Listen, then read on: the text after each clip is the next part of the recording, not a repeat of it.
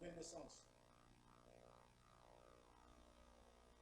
Nous avons déjà vu beaucoup de choses sur la nouvelle naissance. Et nous avons montré mardi que par la nouvelle naissance, nous sommes nés. Nous sommes nés enfants de Dieu. Nous sommes nés dans le royaume. Mais nous ne devons pas nous arrêter là. Nous ne devons pas nous arrêter à la naissance. Parce qu'à la naissance, nous sommes encore bébés. Nous sommes encore enfants. Mais nous devons croître. Nous devons croître parce que notre objectif est un jour de devenir, arriver à maturité. C'est atteindre la stature d'un homme parfait. C'est ça l'objectif. Et nous avons lu, pour rappel, dans 1 Corinthiens chapitre 13, au verset 11, où Paul dit que lorsque j'étais enfant, je marchais comme un enfant, je parlais comme un enfant, je pensais comme un enfant, je raisonnais comme un enfant, mais lorsque je suis devenu homme, c'est-à-dire lorsque je grandis, je ne suis plus, j'ai fait disparaître ce qui était de l'enfant. C'est-à-dire quand j'étais enfant, j'ai déraisonné de temps en temps. Je pouvais faire la saleté dans mes habits, uriner dans mes habits, comme me font tous les enfants. Mais à un moment donné, lorsque je grandis, je ne peux plus faire cela. Parce que là maintenant, j'ai reçu la sagesse, j'ai reçu l'intelligence. Je sais maintenant que quand je suis dans le besoin, je sais où aller. Je sais ce que je dois faire. Je ne peux plus le faire devant les gens. Quand j'étais enfant, il m'arrivait d'enlever peut-être la culotte et marcher nu, jouer nu, tout ça. Tous les enfants le font. Et là, quand on le fait, on ne se rend pas compte qu'on fait une bêtise. Parce qu'on est encore enfant. Et on est encore au lait. Mais quand on a grandi, on ne fera plus toutes ces choses-là. On ne fera plus, on va faire disparaître tout ce qui est de l'enfant parce qu'on est devenu, on a atteint la maturité. Maintenant, on a la sagesse, on a l'intelligence. Maintenant, on est responsable. Alors, en ce moment-là, même tes parents peuvent compter sur toi. Donc, c'est comme la même chose aussi dans les choses, dans le spirituel.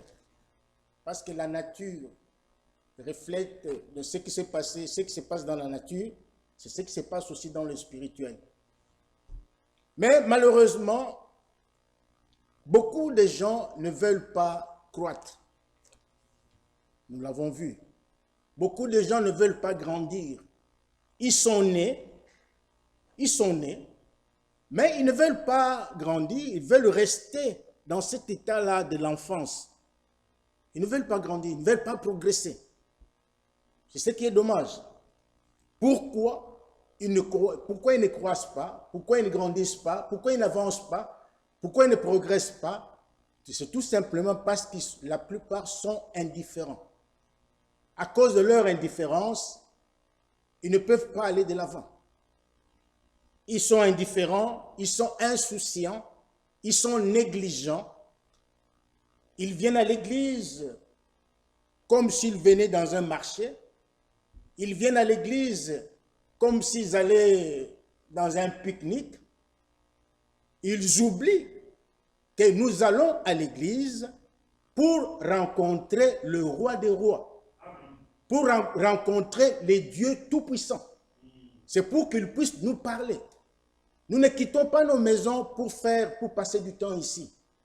Nous venons ici pour répondre à l'invitation de celui qui nous a créés, pour répondre au rassemblement, parce que nous sommes au temps du rassemblement. Psaume 50, verset 5 dit, « Rassemblez-moi mes fidèles, avec lesquels j'ai fait une alliance par le sacrifice. Donc nous sommes au temps du rassemblement. Mais beaucoup de gens n'ont pas encore compris cela. Ils négligent même les prédicateurs et leurs prédications. Ils ne veulent pas écouter certaines choses qu'on leur dit. Ils sont là indifférents. Ils sont là insouciants. Ils s'occupent d'autres choses. Leurs pensées sont ailleurs. Mais vous voyez le corps présent, mais leurs pensées sont ailleurs. Donc, le problème qui nous fait défaut, c'est celui-là, qui nous empêche de croître. C'est parce que nous négligeons la parole de Dieu. Nous négligeons la parole qui nous a créés. Nous négligeons la parole qui nous donne la vie. Lisons dans Actes chapitre 13. Nous allons voir comment les gens se sont comportés vis-à-vis de Paul et de Barnabas. Et vous allez voir que les esprits ne meurent jamais. Les gens meurent, mais les esprits restent. Les esprits qui ont régné au temps de Paul, ce sont les mêmes esprits qui règnent aujourd'hui. Le verset 44 nous dit ceci. Le sabbat suivant, presque toute la ville se rassembla pour entendre la parole de Dieu. Les Juifs, voyant la foule, furent remplis de jalousie. Ces Juifs ici n'étaient pas des hommes, des hommes de la rue, non. C'étaient des religieux. C'étaient des gens qui enseignaient la loi. C'étaient des gens qui connaissaient la loi de Moïse. Ce sont des gens qui fréquentaient les synagogues régulièrement. Mais ces gens-là, donc la Bible dit, ils étaient remplis de jalousie parce que Paul prêchait la parole de Dieu. Les gens sont venus écouter la parole de Dieu, mais eux ils sont venus pour, n'est-ce pas, troubler l'assemblée, troubler, distraire les gens. Alors la Bible dit qu'ils s'opposaient à ce que disait Paul en le contredisant et en l'injuriant. Ça c'est grave. Des religieux, des gens qui sont censés connaître Dieu, des gens qui sont censés enseigner Dieu au peuple. Mais le verset 46 dit, Paul et Barnabas leur dirent avec assurance, c'est à vous, premièrement, que la parole de Dieu devait être annoncée, mais puisque vous la repoussez et que vous vous jugez vous-même indigne de la vie éternelle, voici, nous nous tournons vers les païens. Amen. Nous nous tournons vers les païens. Pourquoi? Parce que les païens ont besoin de la parole de Dieu. Ils écoutaient la parole de Dieu avec empressement. Et Jean-Baptiste dit dans Matthieu chapitre 3, il dit que de ces pierres, Dieu peut susciter des enfants à Abraham. Et ils avaient écouté la parole de Dieu, ils l'ont rejeté. Alors Paul dit, maintenant, nous nous tournons vers les païens. Et pourtant, la parole de Dieu vous était destinée. Elle était sortie de la bouche de Dieu pour vous, pour vos âmes, pour que vous soyez sauvés. Mais puisque vous la négligez, et puisque vous la rejetez, eh bien, nous nous tournons vers les païens, parce qu'eux aiment la parole de Dieu, ils aiment Dieu, ils écoutent la parole de Dieu avec empressement. Le verset 47 dit, « Car ainsi nous l'a ordonné le Seigneur, j'étais établi pour être la lumière des nations, pour porter le salut jusqu'aux extrémités de la terre. » Le verset 48 dit, « Les païens se réjouissaient en attendant cela. » Vous voyez, les païens, eux, étaient dans la joie d'entendre la parole de Dieu, de recevoir la parole de Dieu.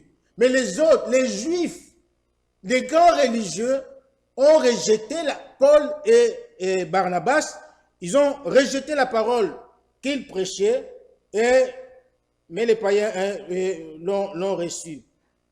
Les païens se réjouissaient en attendant cela, et ils glorifiaient la parole du Seigneur, et tous ceux qui étaient destinés à la vie éternelle crurent.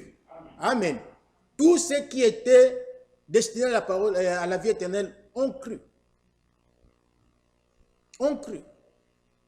Alors, nous nous adressons ce soir à tous ceux qui négligent la parole de Dieu, à tous ceux qui négligent les serviteurs de Dieu, qui les boudent, de faire attention. De faire attention parce que Dieu est capable d'ouvrir la terre, vous engloutir tous et chercher d'autres gens qui ont besoin de la vie éternelle ailleurs. Dieu en est capable. Jean-Baptiste a dit, de ces pierres, Dieu peut susciter des enfants à Abraham. Lorsque vous venez à l'église, venez avec de bons sentiments. Lorsque vous venez à l'église, venez avec des cœurs bien disposés pour recevoir la sémence de Dieu. C'est avec cette sémence, c'est grâce à cette sémence, lorsque vous la recevez de bon cœur, que vous naîtrez de nouveau et que vous croîtrez spirituellement. Parce que nous devons croître, nous devons avancer dans le spirituel. Nous devons marcher tous les jours, marquer un pas de plus. Nous ne devons pas régresser. Nous ne devons pas rester sur place en train de marquer le pas, mais nous devons avancer vers le but, vers le royaume de Dieu. Jésus est allé nous préparer une place et il reviendra certainement. Qu'on le veuille ou pas, Jésus-Christ reviendra. Qu'on le croie ou pas, Jésus-Christ reviendra. Mais il viendra pas pour chercher les bébés spirituels, mais il viendra chercher pour les hommes faits, les adultes, ceux qui ont grandi dans la foi, ceux qui ont une vie digne de l'évangile, ceux qui ont une vie qui plaise à Dieu, pas les négligents. Non.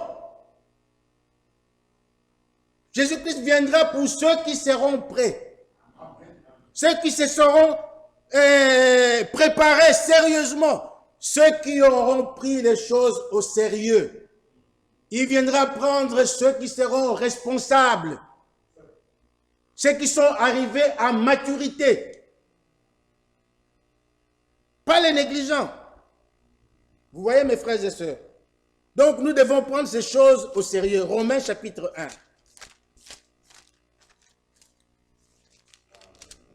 Romains chapitre 1 nous dit ceci. Paul, premier verset, Paul, serviteur de Jésus-Christ, appelé à être apôtre, mis à part pour annoncer l'évangile de Dieu. Ici, nous devons comprendre une chose. C'est Dieu qui appelle au ministère. Et quand Dieu appelle au ministère, la personne qui l'a appelé pour le servir, il doit le mettre à part. Paul dit, donc, mis à part, Dieu m'a appelé au ministère, il m'a appelé à être apôtre, et il m'a mis à part pour un objectif. C'est annoncer l'évangile de Dieu.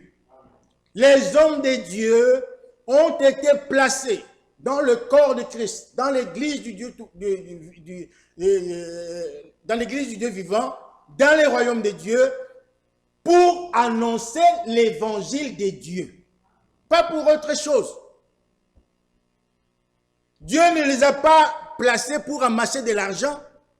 Dieu ne les a pas placés là pour amasser la popularité. Dieu ne les a pas mis là pour amasser, je ne sais pas, pour faire... Non, non, non, non, non.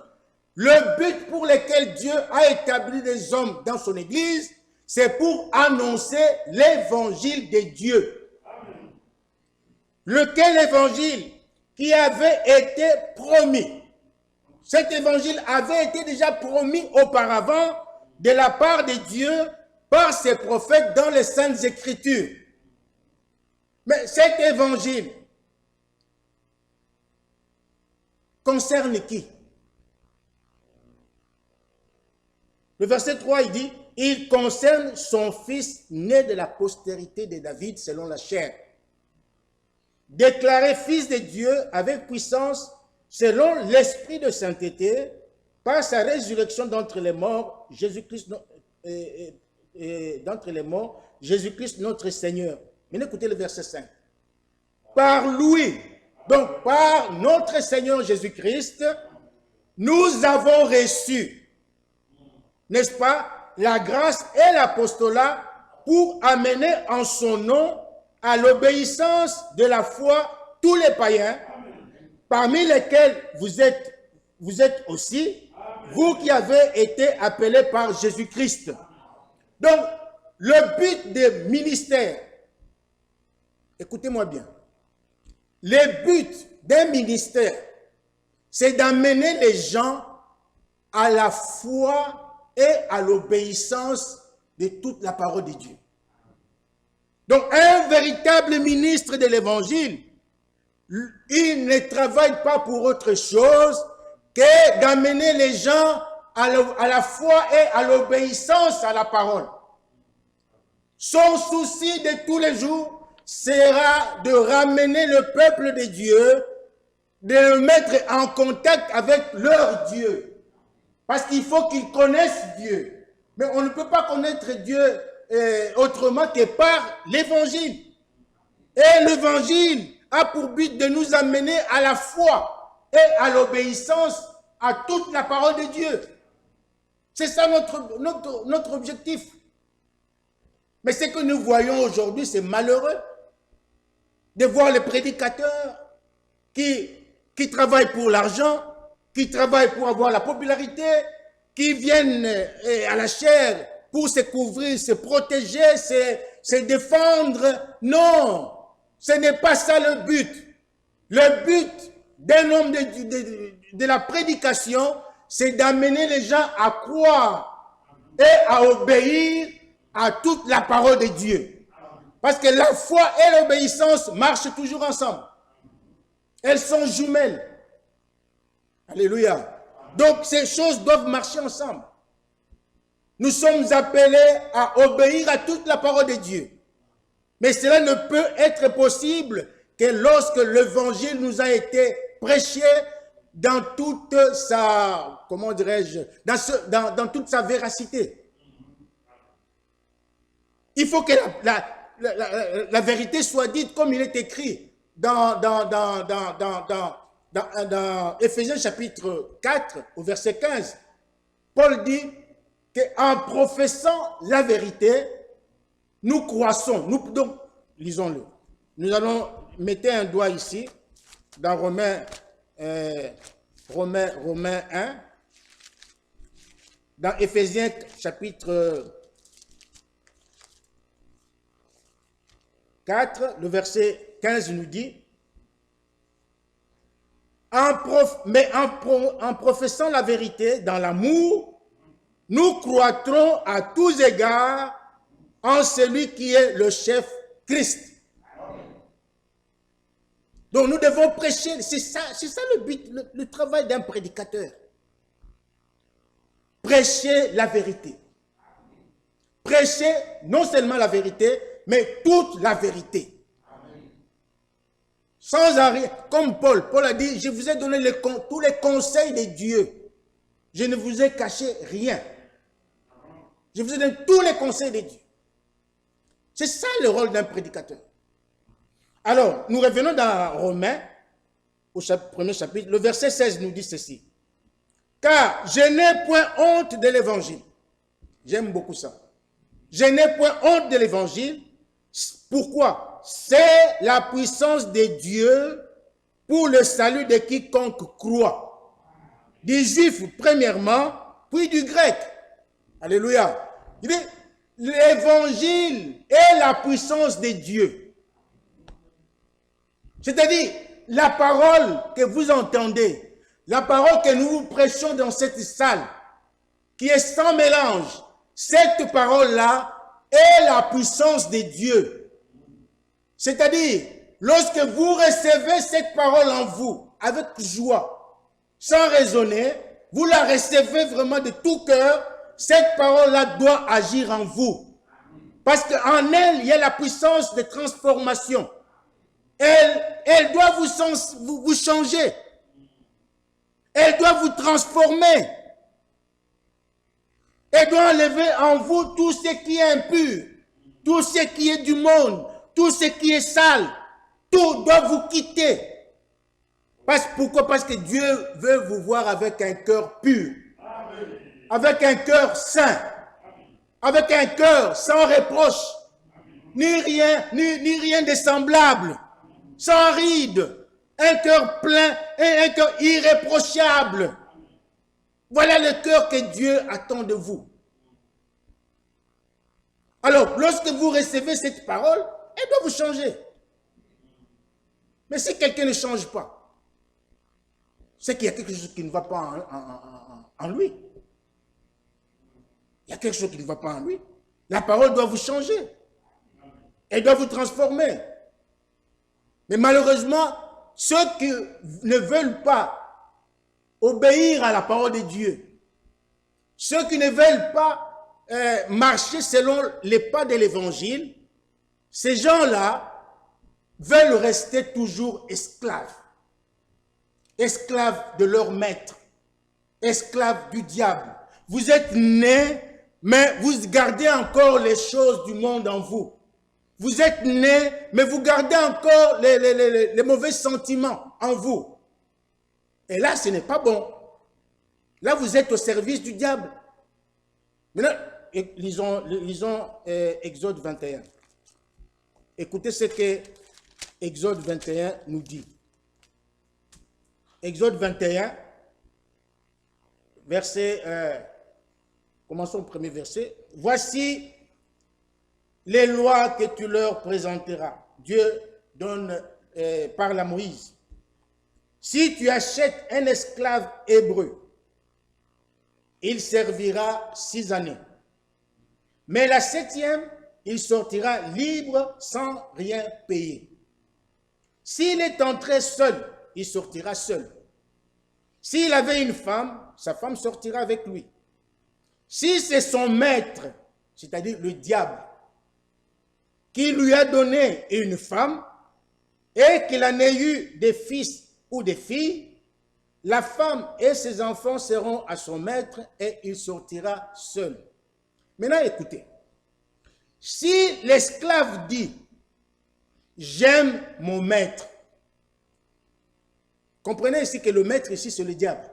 « J'aime mon maître, ma femme et mes enfants, je ne veux pas sortir libre. » Donc, il est libre de prendre sa décision. La trompette a sonné, l'esclavage est fini, vous devez tous sortir. Mais lui, il dit, non, non, non, non, non, non, moi j'aime mon maître, j'aime ma femme, j'aime mes enfants que ma femme m'a donnés, je ne veux pas sortir libre.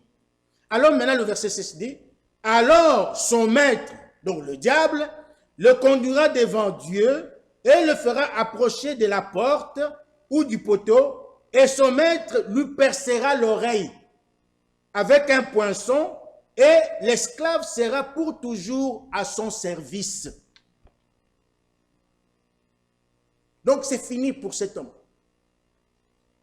Donc à toutes les trompettes qui sonneront dans les jours, dans les années à venir, pour lui, il ne les entendra jamais. Parce que son oreille a été percée. Vous comprenez? Donc, c'est fini. Alors, il y a des gens comme ça aujourd'hui qui préfèrent rester dans l'esclavage. La trompette de l'évangile a sonné. Nous prêchons la parole tous les jours. Abandonnez ceci, abandonnez la jalousie, abandonnez les mauvaises, comment dirais-je, le mauvais cœur. Ayez un cœur bon, parce que Dieu nous a promis un cœur nouveau. Abandonnez vos mauvais sentiments que vous avez dans le cœur, la jalousie, l'animosité, toutes ces choses. Abandonnez cela. Les gens disent non, nous regardons encore nos choses à nous, parce que ce sont nos richesses. Alors vous restez esclave. Vous restez esclave. Et là, vous risquez de rater l'enlèvement. Ça, c'est sûr. L'enlèvement, vous l'avez raté. Si vous ne voulez pas changer, vous ne voulez pas vous laisser transformer par la parole de Dieu, vous ne voulez pas obéir à la parole de Dieu. Vous ne voulez pas marcher dans la foi et dans l'obéissance totale à la parole de Dieu. L'enlèvement, vous l'avez raté. C'est fini. Et là, vous risquez un jour d'écouter l'évangile pour la toute dernière fois dans votre vie. Pour la toute dernière fois. Parce que chaque fois Dieu parle, vous esquivez. Dieu vous parle, vous esquivez. Dieu vous parle, vous endurcissez votre cœur comme Pharaon. Mais un jour, Dieu vous parlera pour la toute dernière fois. Et là, si vous n'écoutez pas, ça sera fini pour vous. Ça sera fini pour vous. Votre oreille sera percée. Et c'est fini. Vous n'entendrez plus l'évangile un jour. Même si vous l'entendez, c'est fini. Vous êtes sourd d'oreille. Mais le Seigneur a dit, c'est lui qui a, ceux qui ont des oreilles pour entendre, entendent ce que l'Esprit dit aux églises. Nous devons avoir une oreille circoncise par le Saint-Esprit. Donc, ne demeurons pas dans l'esclavage. Mais la bonne chose, ou plutôt, il y a une chose que mes frères et sœurs oublient. Ça, c'est vraiment très important. Souvent, nous oublions que nous sommes des héritiers. Nous sommes des héritiers. Héritiers de tout ce qui appartient à Dieu. Nous sommes des héritiers de tout ce que nous avons hérité, tout ce que Adam et Ève avaient perdu. Cette terre nous appartient. Nous sommes héritiers. Lisons-le, Romains chapitre 8. Romains chapitre 8. Ça, les frères et sœurs oublient cela. Nous ne sommes pas des hommes ordinaires. Nous ne sommes pas des hommes de n'importe qui sur cette terre. Nous l'avons montré une fois ici. Nous sommes des dieux. Et nous sommes tous des fils du Très-Haut. Mais nous mourrons comme les hommes. Nous souffrons comme les hommes. Nous attrapons le Covid comme tous les hommes. Nous attrapons toutes sortes de maladies comme tous les hommes. Nous mourrons parfois de faim comme tous les hommes. Mais en nous, Dieu a fait quelque chose d'extraordinaire. Il a fait de nous des petits dieux sur cette terre. Nous avons la nature de Dieu. Nous sommes participants à la nature divine. Nous avons fui la corruption qui est dans le monde. Nous avons tout abandonné. Pourquoi? Parce que nous sommes des héritiers. Vraiment, j'aimerais que les gens comprennent ça ce soir. Nous perdons notre temps à faire la têtutesse. Nous perdons notre temps à chercher je ne sais pas quoi. Non, mes frères et sœurs, ouvrons notre cœur. Ouvrons le cœur à l'évangile. Laissez l'évangile prendre place en vous.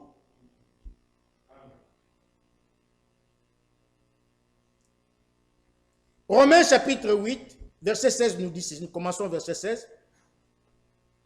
L'Esprit lui-même rend témoignage à notre esprit que nous sommes enfants de Dieu. Mes frères et sœurs, être enfant de Dieu n'est pas un slogan. Ça ne sert à rien de crier tout, je suis enfant de Dieu, je suis enfant de Dieu. Non. Quand vous criez, je suis enfant de Dieu, cela ne veut pas dire que vous êtes réellement enfant de Dieu. Non. Pour devenir enfant de Dieu, nous l'avons suffisamment montré. Il faut passer par la nouvelle naissance. C'est-à-dire, il faut recevoir la sémence de Dieu qui est la parole de Dieu en vous. la parole sémence de Dieu, vous la recevez en vous, et le Saint-Esprit vient sur cette sémence, l'arroser, et la Bible dit, il rendra témoignage à votre esprit, n'est-ce pas, que vous êtes enfant de Dieu. C'est le Saint-Esprit qui doit le témoigner en vous. C'est-à-dire, vous devez passer par une expérience. Être enfant de Dieu, c'est une expérience. Ce n'est pas comme ça quelque chose qu'on va au marché, on vous donne l'argent, on vous donne la marchandise. Non. C'est une expérience divine que vous devez faire avec votre Dieu, par le Saint-Esprit.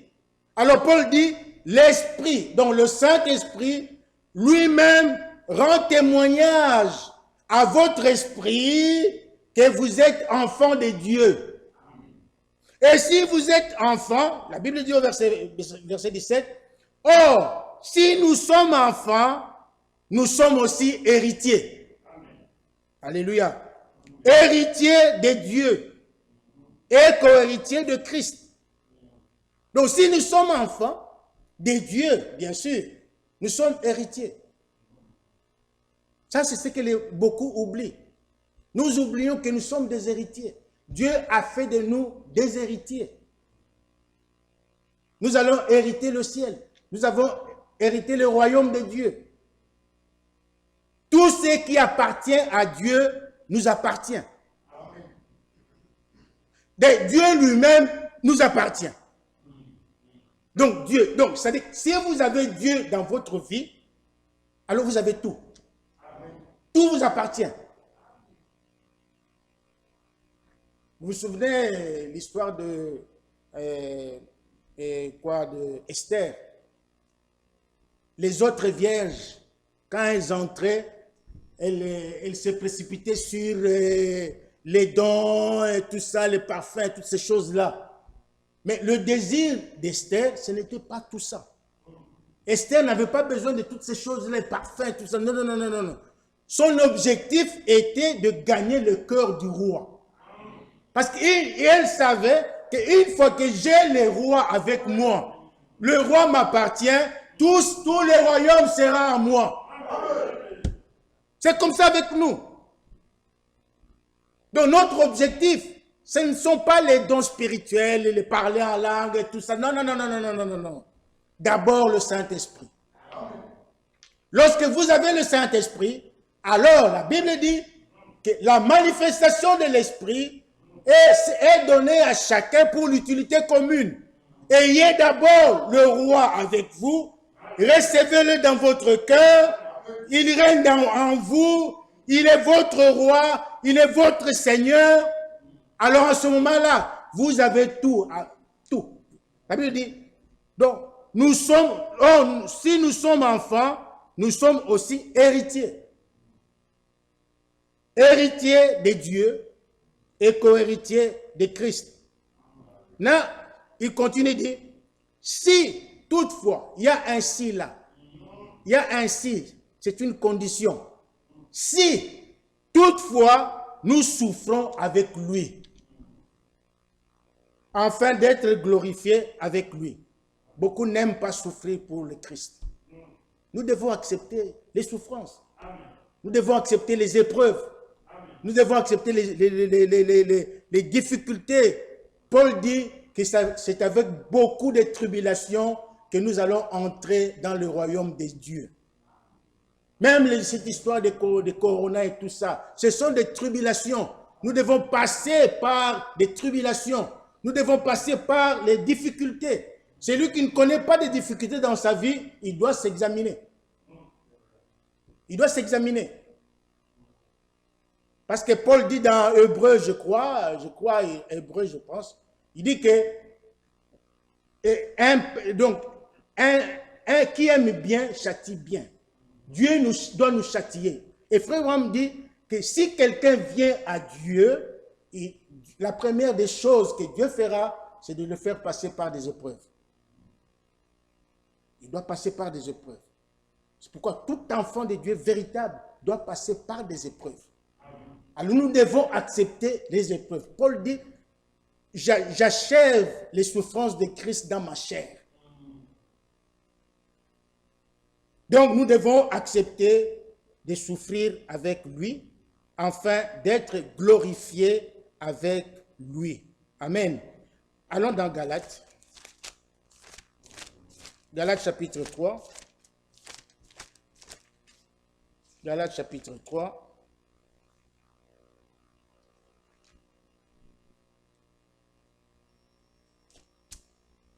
Le verset 29 nous dit, « Et si vous êtes à Christ, vous êtes donc la postérité d'Abraham, héritier selon la promesse. » Donc si nous sommes en Christ, si nous marchons avec Christ, si Christ est en nous, et si nous sommes en Christ, la Bible dit que nous sommes alors la postérité d'Abraham. Or, pour être la postérité d'Abraham, il faut avoir la foi d'Abraham. Il est dit quelque part dans Galates que reconnaissez que ce sont ceux qui ont la foi qui sont fils d'Abraham. Donc, et par conséquent, nous sommes héritiers selon la promesse. Comme Isaac, Paul dit, comme Isaac, frère, vous êtes enfants de la promesse. Nous sommes porteurs des promesses de Dieu. En tant qu'héritiers, nous héritons toutes les promesses de Dieu. Toutes les promesses que Dieu a faites dans la Bible sont pour nous. Et nous l'avons entendu dernièrement, que Dieu a fait pour nous des bons projets, des projets de bonheur, des projets de paix et non de malheur. Parce que Dieu, en tant que bon père, ne veut pas que ses enfants souffrent.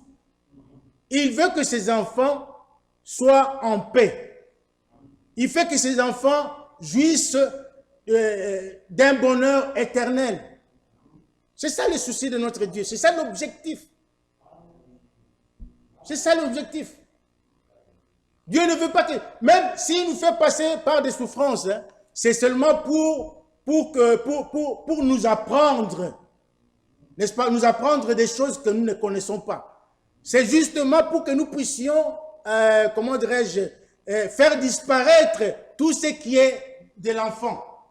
Parce que nous devons, tu vois, vous voyez, c'est comme un peu dans l'armée.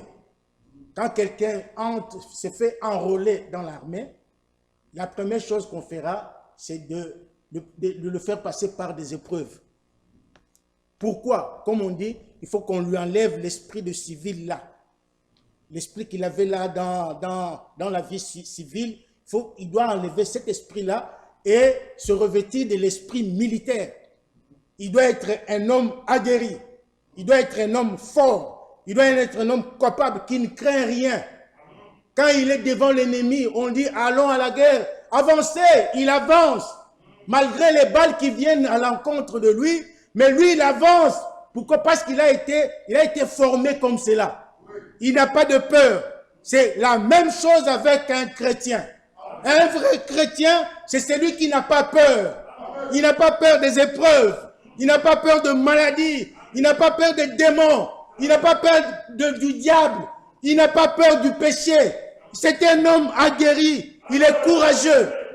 Il est toujours revêtu des armures spirituelles. Il n'a pas peur. Alléluia. C'est ça un véritable chrétien. Alors nous sommes porteurs des promesses de Dieu. Nous sommes des héritiers, mes frères et sœurs. Comprenez cela. Ne négligeons pas la parole de Dieu. Ne négligeons pas le salut. Ne négligeons pas la vie éternelle. Dieu nous la donne gratuitement. Nous sommes héritiers de tout ce qui appartient à Dieu. Alors maintenant, le verset 1er du chapitre 4 en bas, on nous dit ceci. Or, aussi longtemps que l'héritier est enfant, j'ai dit qu'il ne diffère en rien d'un esclave, quoiqu'il soit le maître de tout. Vous voyez, un héritier, lorsqu'il est encore enfant, il n'est pas différent d'un esclave. Il fait encore des choses, des bêtises, donc il fait encore comme un enfant. Pourquoi? Parce qu'il ne comprend pas ce qu'il est. Il n'a pas encore saisi, il n'a pas encore compris qu'il est un héritier. La Bible dit qu'il est maître de tout. Il n'a pas encore compris que ce qui appartient à son père lui appartient. Il ne sait pas encore. Alors maintenant, qu'est-ce que son père fait? Il fait ceci. Le verset 2. Mais il est sous des tuteurs et des administrateurs jusqu'au temps marqué par le père. Donc ces gens vont s'occuper de lui. Qu'est-ce qu'ils vont faire? Ils vont enseigner à cet enfant beaucoup de choses. Ils vont l'enseigner la volonté de son père. Ils vont lui apprendre comment être responsable dans la vie. Ils vont lui apprendre comment gérer les affaires de son père. Ils vont lui apprendre toutes ces choses-là. Et puis, la Bible dit, jusqu'au temps marqué par le père. Alors, un jour, nous n'avons pas le temps d'entrer dans les détails, parce qu'il faut terminer. Alors, quand le temps fixé par le père sera là, maintenant, ses tuteurs et ses administrateurs vont donner le rapport à son père. C'est un enfant intelligent, il a compris la leçon, voilà, il faut compter sur lui, ayez confiance en lui, tout, etc. Alors là, le père est content, il est fier. À son tour aussi, il va appeler tous ses collaborateurs, tous ses travailleurs, tout le monde. Il va présenter cet enfant et il dira aux gens, cet enfant que vous voyez, en tout cas, ayez confiance en lui. Ce qu'il vous dira, c'est ma parole, sa signature, c'est ma signature. Donc, c'est un enfant, voilà, c'est ça l'adoption. Nous n'allons pas entrer dans le détail. Vous connaissez bien ces choses. Donc, en ce moment-là, cet enfant-là, il est adopté. Il est maintenant responsable. Que son père soit là ou qu'il ne soit pas là, cet enfant-là remplace favorablement, il remplace pleinement son père en tout. Vous voyez? Alors, maintenant, le verset 3 dit, nous aussi. Ça, c'est ce qui s'est passé aussi avec le Seigneur Jésus-Christ. Hein. Il a été adopté. Lorsqu'il a été adopté, il a eu son baptême. Après le baptême, le Saint-Esprit est venu sur lui. Et une voix a fait retentir du haut des cieux en disant, celui-ci est mon fils bien-aimé en qui j'ai choisi de tabernacler. Ça, c'est une autre version qui dit ça. En qui j'ai choisi de tabernacler. Donc, le Saint, donc Dieu. Mais là, alors, verset 3. Nous aussi, de la même manière, lorsque nous étions enfants, nous étions sous l'esclavage des principes élémentaires du monde. Ça, c'est nous. Mais, lorsque les temps ont été accomplis, Dieu a envoyé son Fils, né d'une femme, né sous la loi, afin qu'il rachète ceux qui étaient sous la loi, afin que nous recevions l'adoption. Là, maintenant, c'est nous. Nous aussi, lorsque nous sommes des héritiers comme nous l'avons vu. Nous sommes des héritiers, mais nous sommes encore enfants. Lorsque nous sommes encore enfants, nous ne différons pas, il n'y a pas de différence entre un esclave. Mais maintenant, Dieu, qu'est-ce qu'il fait? Il nous place sous la tutelle du Saint-Esprit. Le Saint-Esprit nous conduit dans toute la vérité. Il nous apprend la volonté de notre Père. Il nous apprend ce que Dieu aime, ce qu'il n'aime pas. Et il nous apprend beaucoup de choses. Maintenant, nous, lorsque nous avons grandi, je me rappelle dans ce que le Saint-Esprit, Frère Branham dit, le Saint-Esprit, quand on a fermé le conteneur, plutôt avant de fermer le conteneur, le Saint-Esprit vient contrôler les marchandises qui avaient été entassées dans le conteneur. Il contrôle tout. Lorsqu'il voit qu'il y a quelque chose qui ne va pas, alors il ne va pas sceller le conteneur jusqu'à ce qu'on mette tout en ordre. Et il dit, mais lorsqu'il vient, il voit que tout a été mis en ordre, alors il donne l'ordre de sceller le conteneur. C'est la même chose aussi avec nous. Lorsque Dieu voit en nous qu'il n'y a plus de négligence, il voit en nous qu'il y a, nous sommes assidus au temple, nous aimons la parole de Dieu, nous vivons la parole de Dieu, nous obéissons à la parole de Dieu, nous aimons la parole de Dieu, nous faisons la volonté de Dieu. En ce moment-là, le Saint-Esprit viendra sceller sa parole en nous. Amen. Mais lorsqu'il vient, il voit la négligence. Nous sommes négligents. Nous ne prions pas assez. Nous critiquons encore. Nous faisons encore des choses comme des enfants. Nous nous comportons comme des enfants. Nous ne prenons jamais notre responsabilité. Nous ne comprenons pas que nous sommes des héritiers. Alors, nous sommes encore esclaves. Le Saint-Esprit ne viendra pas. Ne viendra pas. Dommage, il est temps, je dois arrêter. Mais permettez-moi quand même de lire même un dernier passage dans Romains chapitre 6, rapidement. Je suis désolé, avec ce Covid, on ne sait plus rester longtemps dans la parole. Éphésiens et Romains chapitre 6, verset 16, nous dit ceci. Ne savez-vous pas qu'en vous livrant à quelqu'un comme esclave pour lui obéir, vous êtes esclave de celui à qui vous obéissez, soit du péché qui conduit à la mort, soit de l'obéissance qui conduit à la justice. Mais grâce soit rendue à Dieu de ce qu'après avoir été esclave du péché, vous avez obéi de cœur à la règle de doctrine dans laquelle vous avez été instruits. Ayant été affranchis du péché, vous êtes devenus esclaves de la justice. Je parle à la manière des hommes à cause de la faiblesse de votre chair. De même donc que vous avez livré vos membres comme esclaves à l'impureté et à l'iniquité, pour arriver à l'iniquité, ainsi maintenant, livrez vos membres comme esclaves à la justice pour arriver à la sainteté. C'est ça le but. Car lorsque vous étiez esclaves du péché, vous étiez libres à l'égard de la justice. Quels fruits portiez-vous alors? Des fruits dont vous rougissez aujourd'hui. Car la fin de ces choses, c'est la mort. Mais maintenant, étant affranchis du péché et devenus esclaves de Dieu, vous avez pour fruit la sainteté et pour fin la vie éternelle. Car le salaire du péché, c'est la mort, mais le don gratuit de Dieu, c'est la vie éternelle en Jésus-Christ, notre Seigneur. Amen. Amen.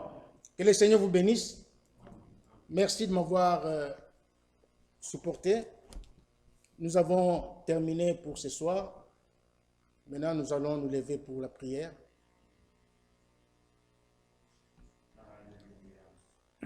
Nous allons prier.